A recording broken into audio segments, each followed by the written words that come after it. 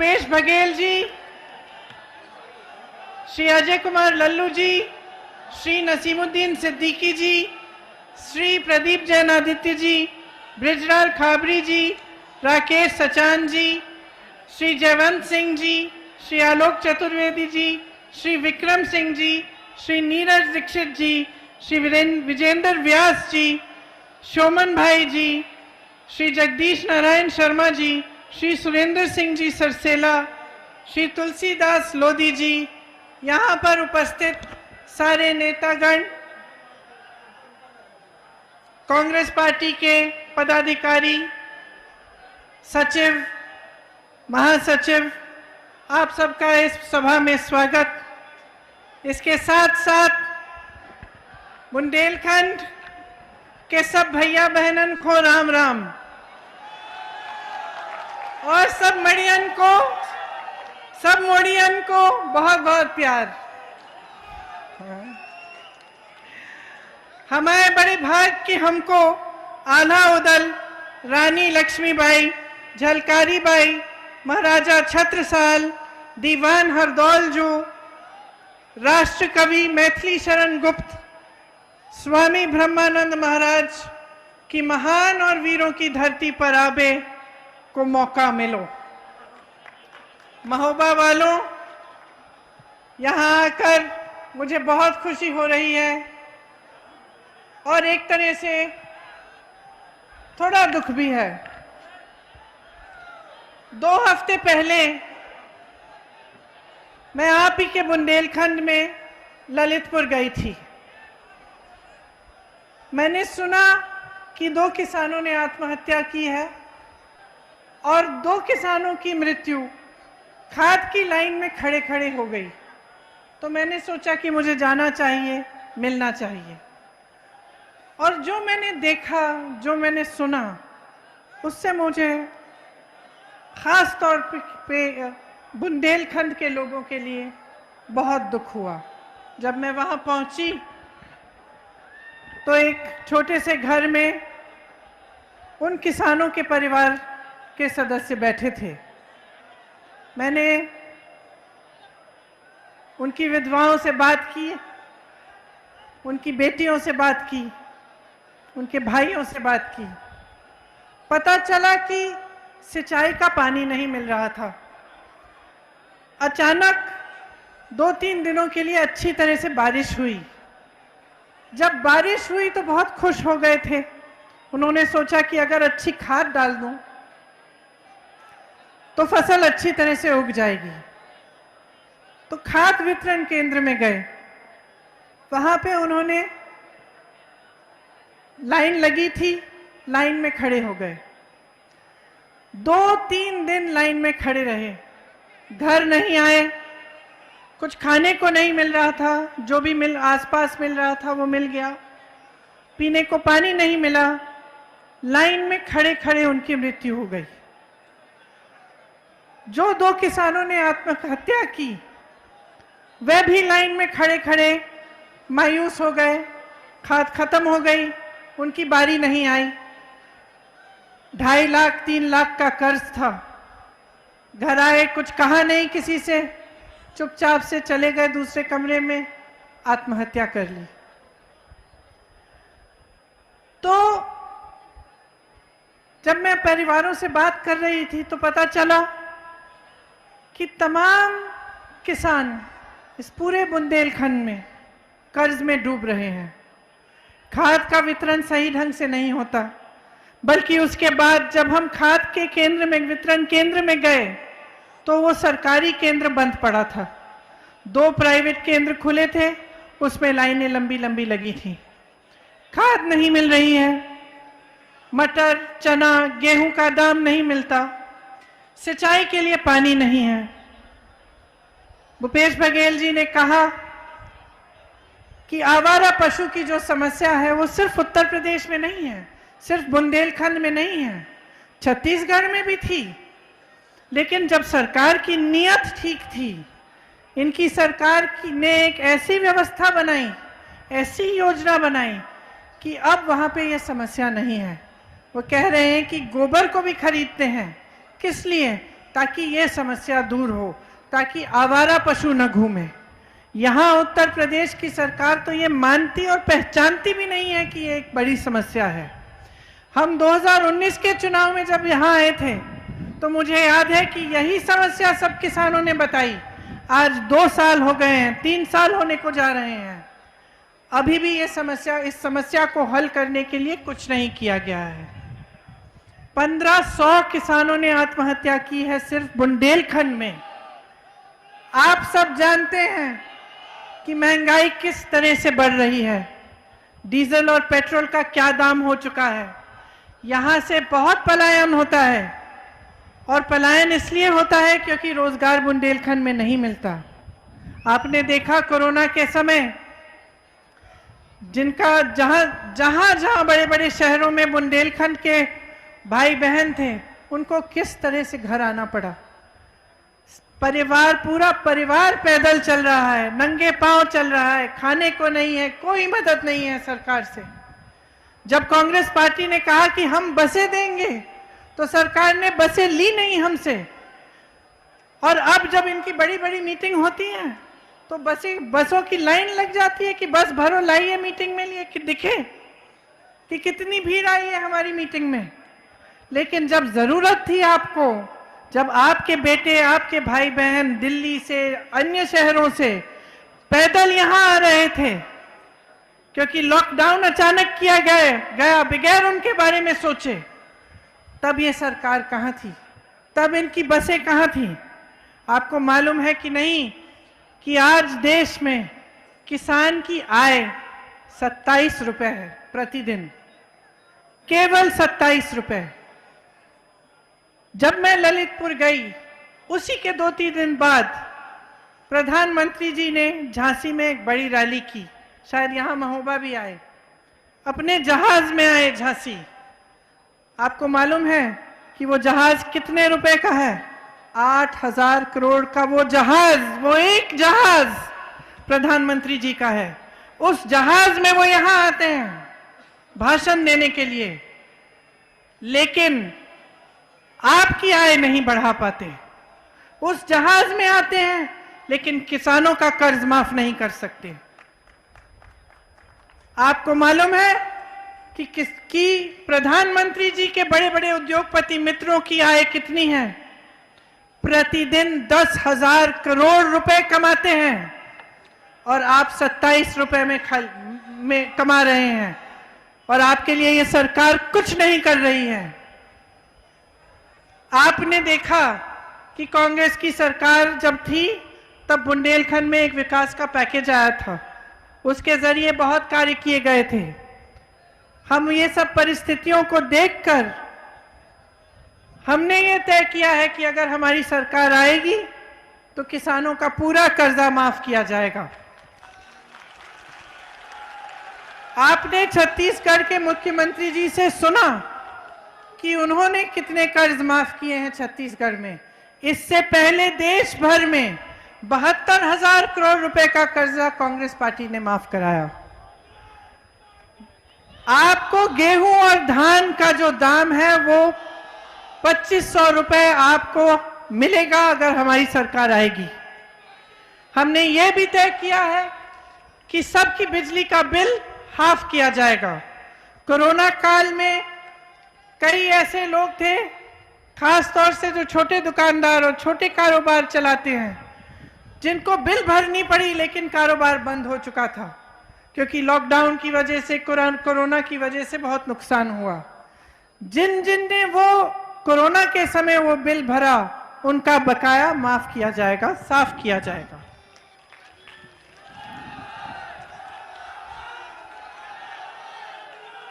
हमने ये भी तय किया है कि जो आवारा पशु की समस्या है उसको दूर करने के लिए जो छत्तीसगढ़ में मॉडल है वही हम यहाँ पे भी करवाएंगे, ताकि यहाँ पे भी जो ये समस्या इतनी बड़ी हो चुकी है कि मेरी बहनें भी रात रात, मैंने सुना है कि आप भी रात रात खेत में बैठी रहती हैं आवारा पशुओं को भगाने के लिए, मेरे भाई भी बैठते हैं, तो ये समस्या इससे दूर हो जाएगी। आप सब जानते ही हैं, मुझसे अच्छी तरह जानते हैं कि बेरोजगारी कितनी है प्रदेश में। जहां जहां मैं जाती हूँ नौजवान दिखते हैं, बहुत पढ़े लिखे भी होते हैं। सब ने अपनी मेहनत की कमाई से सबसे पहले अपने बच्चों को पढ़ाया है। कुछ बच्चे बीए पास हैं, कुछ आईटीआई पास हैं, कुछ ने कोर्स किए हुए हैं, लेकिन रोजगार नहीं मिल रहा है। लॉकडाउन की वजह से काफी दिक्कत हुई, काफी धंधे भी बंद हुए, कारोबार बंद हुए। इस बीच हमारे प्रधानमंत्री जी योगी आदित्यनाथ जी कहते हैं कि देश के लिए तपस्या कर रहे हैं। मैं बताना चाहती हूं, आप कोई तपस्या नहीं कर रहे हैं, अपने बड़े बड़े जहाजों में घूम रहे हैं। तपस्या इस देश का श्रमिक कर रहा है, इस देश का नौजवान कर रहा है।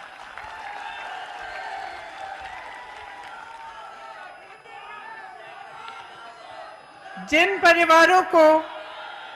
परिवारों को सबसे ज्यादा आर्थिक मार कोरोना के समय मिली, जिनको जो सबसे ज्यादा गरीब हैं, जिनके छोटे छोटे कारोबार बंद हुए, उनके लिए अगर कांग्रेस की सरकार आएगी तो 25,000 रुपए दिए जाएंगे ताकि वो फिर से अपने पैरों पर खड़ा हो सके। हमने तय किया है कि 20 लाख सरकारी रोजगार दिलवाएंगे, और अगर कोई भी बीमारी हो, कैसी भी बीमारी हो, तो 10 लाख रुपए तक सरकार इलाज कराएगी।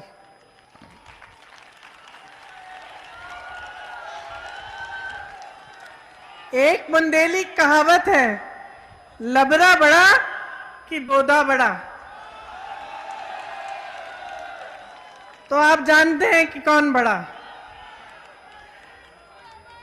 योगी जी, मोदी जी, भाजपा के सब नेता यहां आकर मंच पर खड़े होकर आपके सामने झूठा प्रचार करते हैं, बड़े बड़े वचन देके जाते हैं। आपने अब खुद परख लिया है कि उन वचनों को किस तरह से वो निभाते हैं।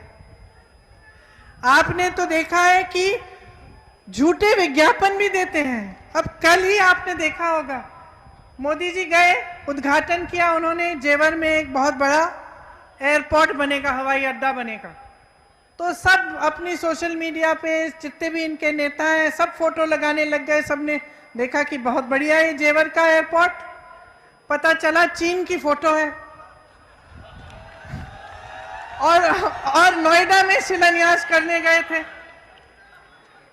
चाइना के एयरपोर्ट की फोटो लगाते हैं, अमेरिका की फैक्ट्रियों की फोटो लगाते हैं अपने विज्ञापनों में, आंध्र प्रदेश के बांध की फोटो लगाते हैं। तो इनको तो कोई परवाह ही नहीं है कि सच्चाई बोलनी चाहिए जब जनता के सामने आते हैं।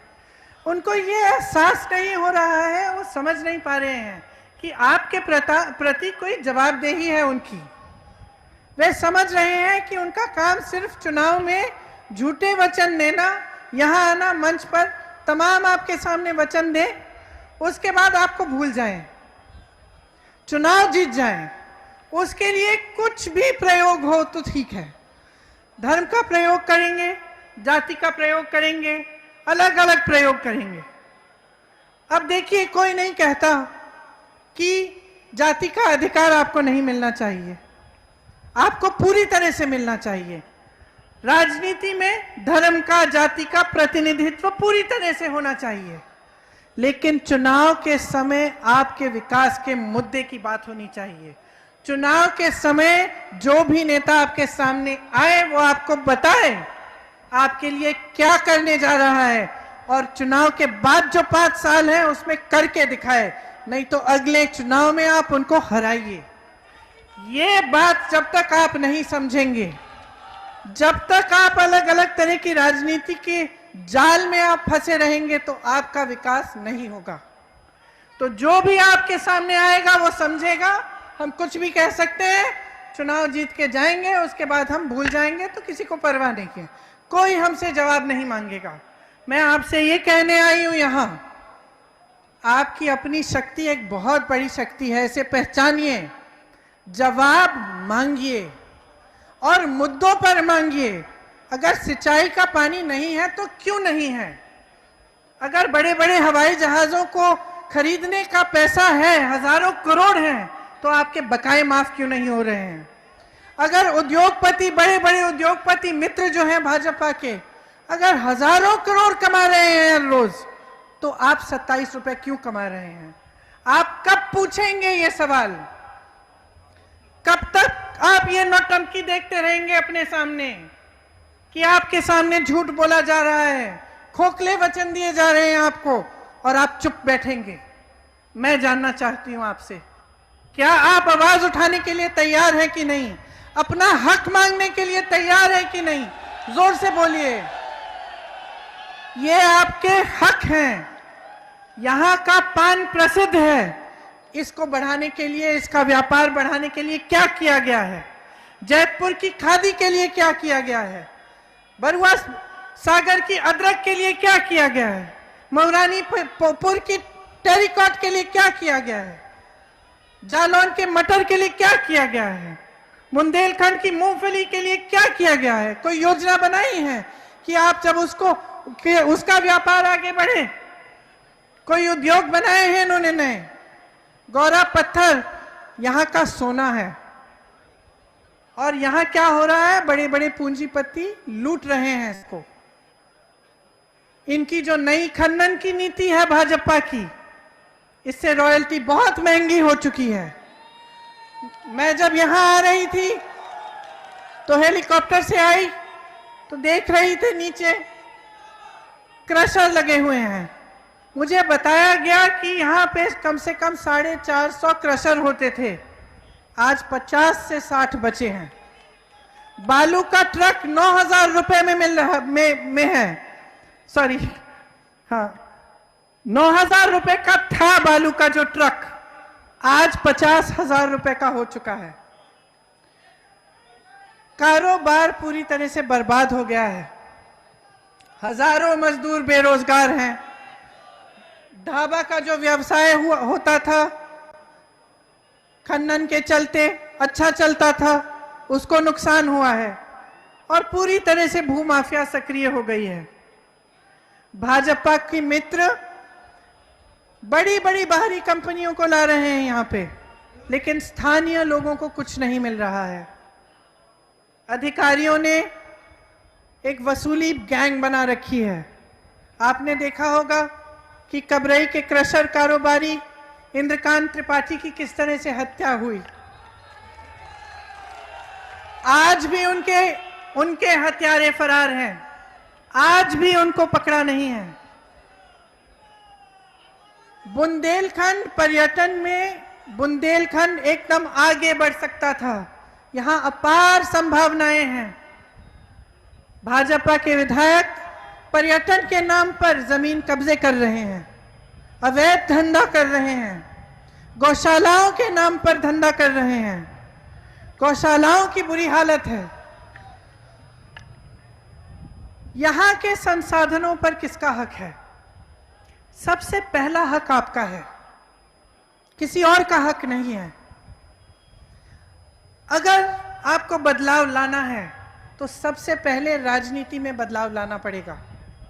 सबसे पहले आपको ऐसे नेता चुनने पड़ेंगे जो सिर्फ वचन और बड़े बड़े भाषण नहीं, लेकिन काम करके दिखाएंगे आपके लिए।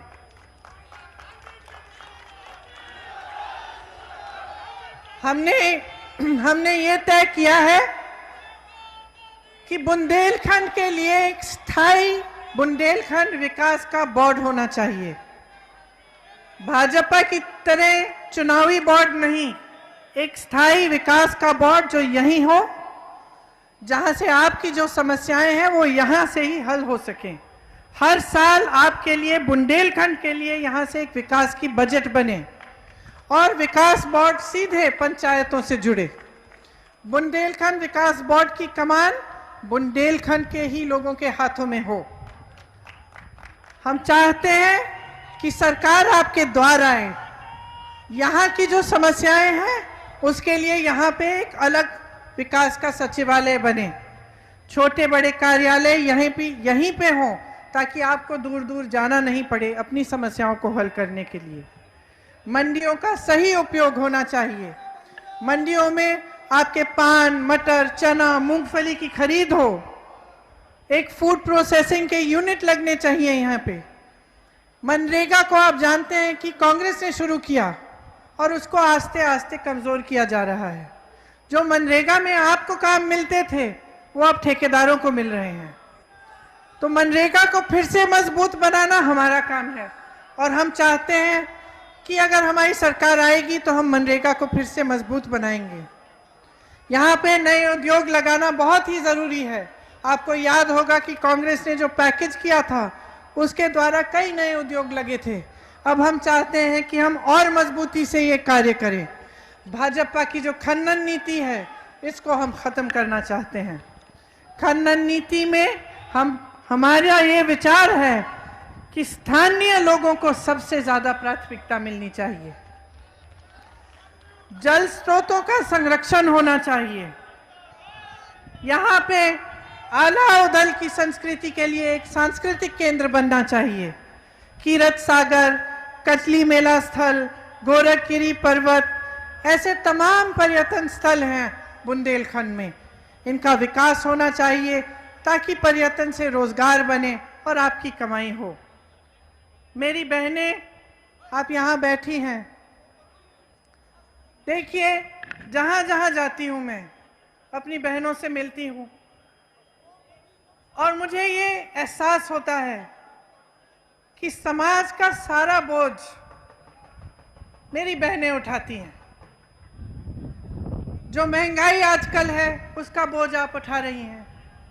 आप खेती में भी काम करती हैं। जहाँ जहाँ बाहर नौकरी मिल सकती है आप वो नौकरियाँ भी करती हैं। रोजगार आपको जहाँ मिलता है आप करती हैं। उसके बाद घर आती हैं, घर संभालती हैं, बच्चों की परवरिश आप करती हैं और जो नई पीढ़ी है उसका भविष्य आप ही के हाथों में है। मैं भी एक महिला हूँ, मैं समझती हूँ कि आप पर कितना बोझ है और कितनी शक्ति, कितने सम्मान के साथ आप उस बोझ को उठाती हैं।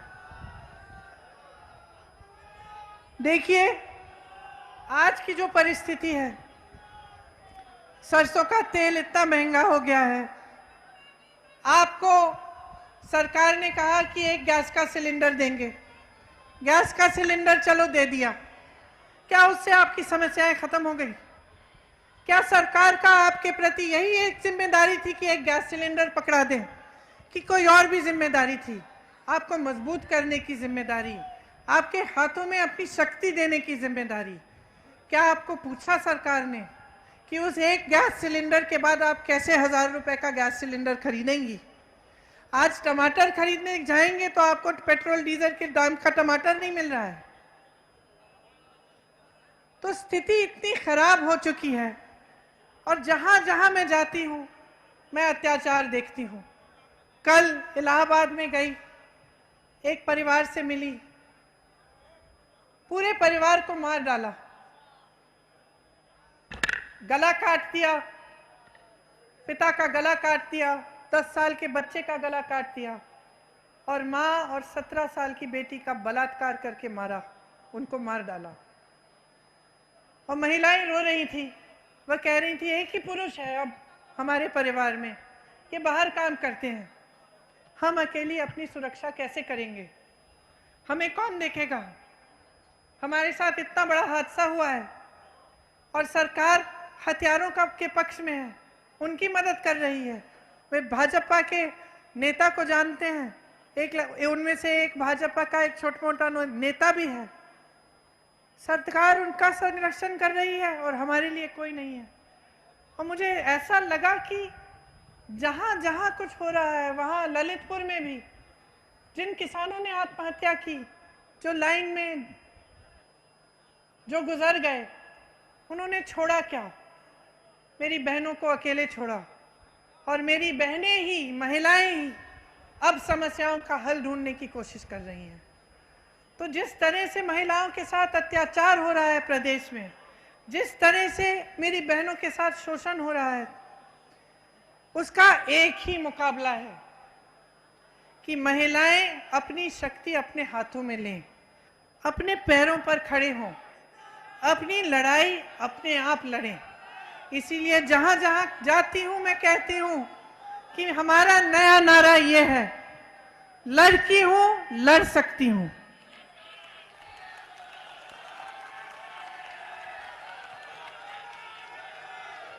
इसका मतलब क्या है? इसका मतलब है कि अब हम इंतजार नहीं करेंगे।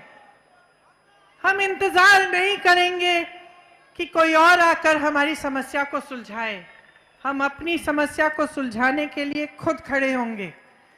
हम चाहते हैं, कांग्रेस पार्टी ने ये ऐलान किया है कि 40% टिकट इस चुनाव में, आने वाले चुनाव में महिलाओं को देंगे, ताकि महिलाएं पूरी तरह से विधानसभा के चुनाव में भागीदार बने, विधानसभा में बैठें।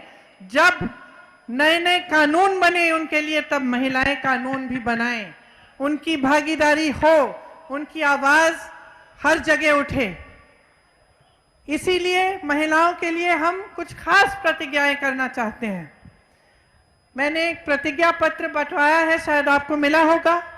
इसमें जो छात्राएं 12वीं कक्षा में हैं उनको स्मार्टफोन दिया जाएगा। उनसे जो बड़ी हैं उनको स्कूटी मिलेगी। बस की यात्राएं प्रदेश भर में महिलाओं के लिए मुफ्त होंगी। एक गैस सिलेंडर नहीं, आपको 3 गैस सिलेंडर मुफ्त मिलेंगे। मेरी आशा बहू और आंगनवाड़ी की जो बहनें हैं अक्सर मुझसे मिलती हैं। कुछ दिनों पहले लखनऊ में एक बहन आई, उसने अपना हक मांगा तो पुलिस ने उसको पीटा बहुत बुरी तरह। वह मुझे कहती हैं कि बहुत समय से उनका मानदेय बढ़ाया नहीं गया है। अगर हमारी सरकार आएगी तो हमने प्रतिज्ञा ली है कि 10,000 रुपए मानदेय आशा बहुओं और आंगनबाड़ी की बहनें की होगी। जितनी है जो 20 लाख जो नौकरियां हैं, जो रोजगार हैं, जो हम देना चाहते हैं, इसमें से 40% हम महिलाओं को देंगे। और जो पहले से आरक्षण लागू है उसी के अंडर आएगा, लेकिन 40% महिलाओं को भी मिलेंगी ये रोजगार। विधवा पेंशन 1,000 रुपए का होगा। दलित छात्रावासों के लिए आधुनिक नई हम फैसिलिटीज बनवाएंगे और सुविधा बनवाएंगे। स्वयं सहायता समूहों एवं जहल सहेलियों का सरकारीकरण किया जाएगा। वीरांगना जलकारी भाई जैसी वीरांगनाओं के नाम पर महिलाओं के लिए एक दक्षता विद्यालय हर एक जिले में बनेगा, जिसमें आधुनिक से आधुनिक सुविधाएं होंगी। तो देखिए, आपके लिए बहुत प्रतिज्ञाएं, बहुत योजनाएं हमने सोची है और हम आपके सामने हम कह रहे हैं हम करेंगे। तो आप यकीन कैसे कर सकते हैं मेरी बातों पर? आपके सामने जो भी आता है वो प्रतिज्ञा, वो वचन करके चले जाता है। तो आपको कैसे यकीन होना चाहिए कि कांग्रेस पार्टी के नेता जब आपके सामने आते हैं और कुछ कहते हैं तो उस पर खरा उतरते हैं। 2 चीजें हैं। सबसे पहले तो हमारे मुख्यमंत्री जी आपके सामने आए और इन्होंने आपको बताया कि किस तरह से छत्तीसगढ़ में और जहां जहां हमारी सरकारें हैं वहां जो प्रतिज्ञाएं की गई वे निभाई गई। और दूसरी बात, आप याद करिए कि जब बुंदेलखंड का पैकेज बना था तो यहां पर BHEL का प्लांट लगाया गया, परीक्षा थर्मल पावर प्लांट लगा, राजघाट का बांध बनाया गया, बंजर जमीनों को खेती युक्त बनाने के लिए ग्रासलैंड का संस्थान बनाया, रानी लक्ष्मीबाई कृषि विद्यालय विश्वविद्यालय बनाया, झांसी मेडिकल कॉलेज बना, बुंदेलखंड का विश्वविद्यालय बना। बुंदेलखंड में एक नवोदय विद्यालयों की जाल फैलाई गई। 72,000 करोड़ रुपयों का कर्ज माफ किया गया। उसमें से नहीं, अलग से 12,000 करोड़ का एक पैकेज बना था। ये सब कांग्रेस की सरकार ने किया था। तो जब हम आपके सामने आते हैं तो हमें अच्छी तरह से एहसास है कि हम आपके प्रति जवाबदेह हैं। हम जानते हैं कि अगर हम वचन निभाएंगे, हमें उस वचन को आपको देंगे तो हमें उस वचन को निभाना पड़ेगा, क्योंकि हमारी नीयत साफ है। आपने भाजपा के नेताओं की नीयत 5 सालों से देख ली है। आपके लिए क्या हुआ, आपके लिए क्या किया गया, आप सब मेरे से अच्छी तरह जानते हैं। सपा की सरकार आई, आपको लूटा गया। बसपा की सरकार आई, कुछ नहीं किया गया आपके लिए। भाजपा की सरकार आई, तमाम झूठे वादे किए, उनको निभाया नहीं। उनकी नीयत साफ नहीं है।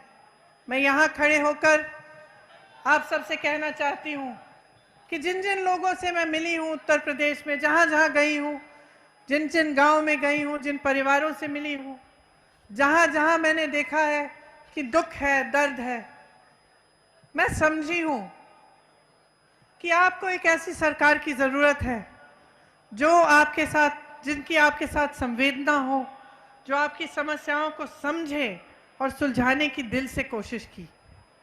और मैं चाहती हूं कि उत्तर प्रदेश में आने वाले समय में एक ऐसी ही कांग्रेस की सरकार आए जो आपकी समस्याओं को सुलझाने के लिए दिन रात काम करे, पीछे नहीं हटे। तो आपसे आग्रह करती हूं कि आप अपनी शक्ति को अच्छी तरह से पहचानिए, उसको मजबूत बनाइए। मेरी बहनें यहाँ हैं, एक बहुत बड़ी शक्ति है। आप चाहें तो ये प्रदेश बदल सकता है, लेकिन आपको चाहना पड़ेगा, आपको समझना पड़ेगा और आपको अपनी शक्ति को पहचान कर आगे बढ़ना पड़ेगा। आपको बहुत बहुत धन्यवाद। बुंदेलखंड की जय, बुंदेलखंड की जय, बुंदेलखंड की जय। जय हिंद। दीदी, हमारे जो महोबा के लोग हैं आपको कुछ भेंट करना चाहते हैं। सबसे पहले मैं सागर सिंह ये निमंत्रण करता हूं।